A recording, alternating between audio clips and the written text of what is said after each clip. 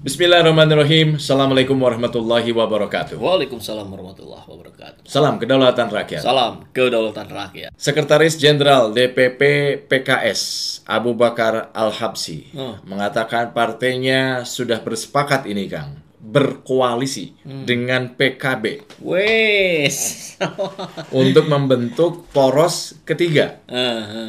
Nah, dalam kontestasi Pilpres 2024. Poros ketiga, berarti yang pertamanya KIB kan? KIB Ganjar, yang kedua PDIP Belum dan siapa, atau ya. Gerindra lah gitu ya. Nah, ini yang sudah mengklaim sebagai poros ketiga, Ketiga. ya. Saya kira langkah bagus. Artinya kalau sudah begini kan minimal berarti sudah ada 3 calon.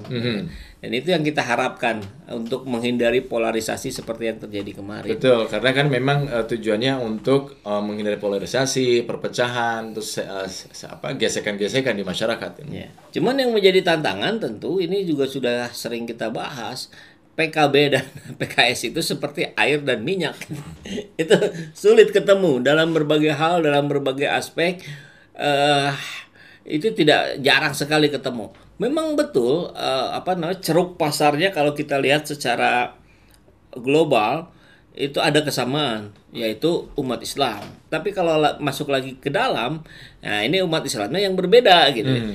Ini basisnya basis NU, pesantren dan seterusnya. PKS lebih kepada non-NU yang lebih di perkotaan.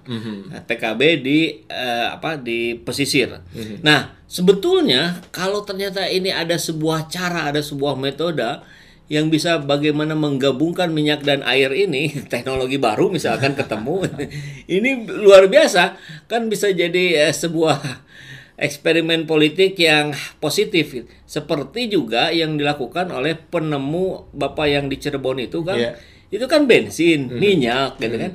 Itu bisa diganti bisa dipakai juga air. Yeah. Artinya di situ kan ada sebuah proses yang sama, bagaimana minyak fungsinya sama dengan air. Nah, mudah-mudahan PKB dan PKS pun dia menemukan titik yang sama untuk satu tujuan, kemana Indonesia yang lebih baik, lebih maju, lebih sejahtera. Tapi kalau dengan bersepakat ini artinya sudah ketemu dong itu. Apanya? Rumusnya sudah bisa melebur. Iya. Minimal kan PKS yang ngalah gitu kan. Karena kan dia bilang ya udah nggak apa-apa kalau Caimin mau jadi maju pilpres ya nggak apa-apa. Nah, kata kalau di wilayah itu saya punya catatan cukup penting itu. Bahwa ketika kita mencalonkan capres, tentu harapannya ini akan berdampak pada partainya masing-masing. Yeah. Efek ekor jas ya. Capresnya punya elektabilitas bagus, popularitas bagus, sehingga ketika itu ditempel oleh partai, maka partainya pun terdongkrak naik. Nah, hari ini kan kita tahu Pak Muhaimin Iskandar itu baik popularitasnya maupun elektabilitasnya ada di bawah. Yeah. Popularitasnya tentu lebih tinggi, tapi elektabilitasnya nyungsep itu. Jadi itu basa-basi politik saja kalau di wilayah itu, saya kira ya. Bahwa kalau nggak salah juga saya sempat baca kalimatnya juga ngambang gitu ya. Kalau memang Caimin mau, kenapa tidak? Nanti kita lakukan fit and proper test ala kita, misalkan kan gitu. Nanti kita cari pembanding segala macam, ya itu mah standar. Ya, kalau orang main proyek dapat beauty contest juga kan begitu. Oke, terima kasih presentasinya. Nanti kita lihat dulu dari yang lain. Apa pengaruhnya? Apa dampaknya ketika PKS dengan PKB bersepakat untuk koalisi? Maksud saya dampak ketika publik menilai bahwa sepertinya ada kedekatan antara PKS dengan Anies gitu, Kang. Iya.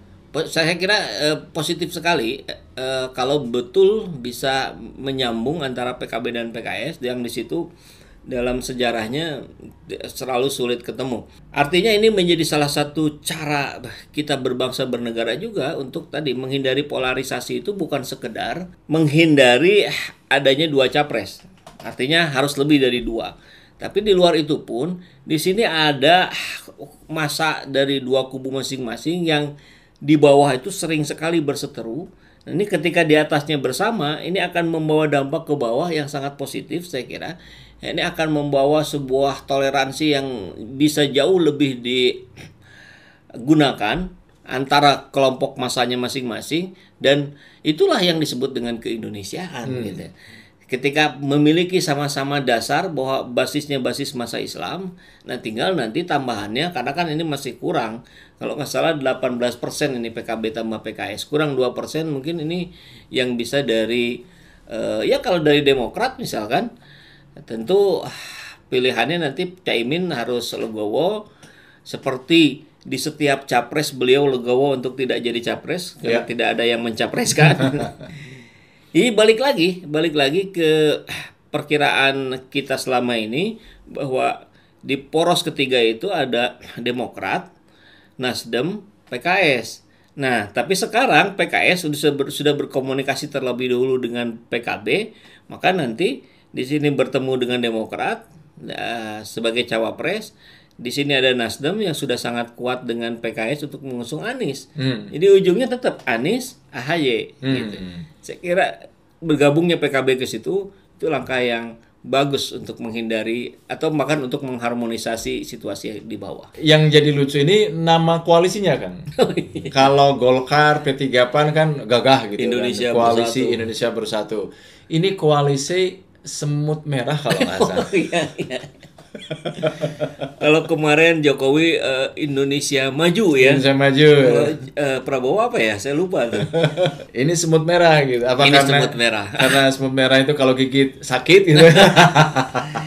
Ya, ini saya kira sebuah kecerdasan juga dari politikus kita. Entah ini idenya muncul dari PKB atau PKS, tapi memang yang pasti trigger utamanya bertemu PKB dan PKS adalah saat milad PKS kemarin. Kan salah satu ketua partai politik yang datang itu adalah PKB. Ya. Ketika di forum itu PKS menawarkan kolaborasi, ternyata PKB lah yang tercepat merespon.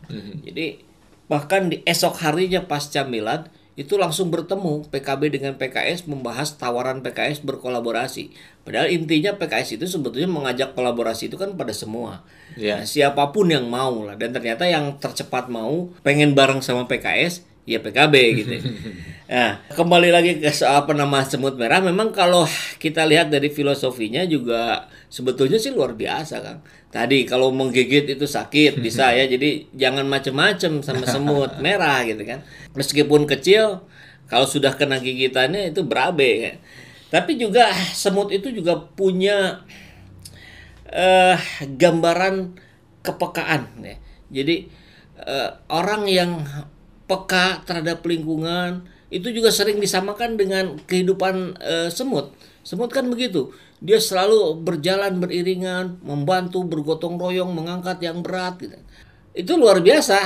Itu bisa menjadi panduan PKB dan PKS dan mungkin nanti partai lain yang bisa bergabung untuk berpikiran yang sama seperti semut.